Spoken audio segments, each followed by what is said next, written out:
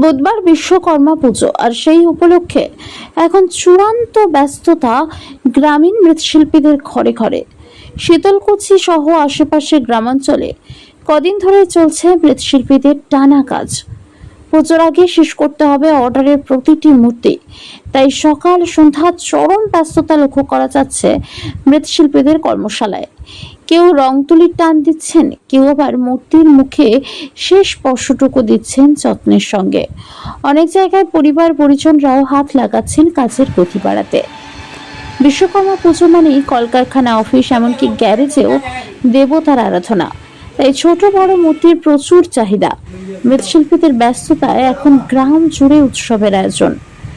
অনেক জায়গায় ইতিমধ্যে শুরু হয়েছে বাঁশ খুঁটির মণ্ডপ তৈরি। পুজোর দিন যাতে একটিও মূর্তি বাকি না থাকে, তার জন্য রাত জেগে চলছে রং তোলা, অলঙ্করণ।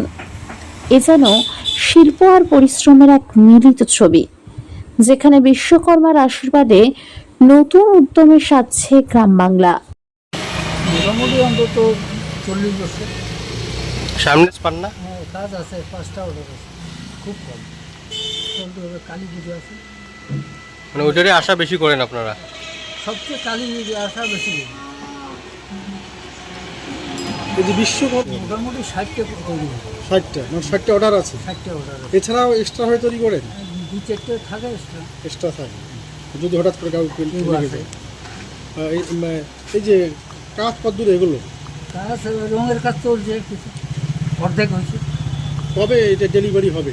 মঙ্গলবার মঙ্গলবার সবগুলো নিয়ে যাবে। সব মিলে মোট কতগুলো বিশ্বকর্মা ঠাকুর আছে? মোটামুটি 65টা। এই দিয়ে কি আপনার সংসার চলে এই কাজ করে? না না, সংসার চলে না। সাংসারিকভাবে আরও দিতে হয়। প্রতিমা ছাড়া আর কি কাজ করেন আপনি? কৃষিকাজ করি। কৃষিকাজ, মানে কৃষিকাজ আর এই মৃৎশিল্প, অর্থাৎ প্রতিমা তৈরি করা। তাতে কি মনে হচ্ছে এবার কতটা আয় আসবে, কতটা?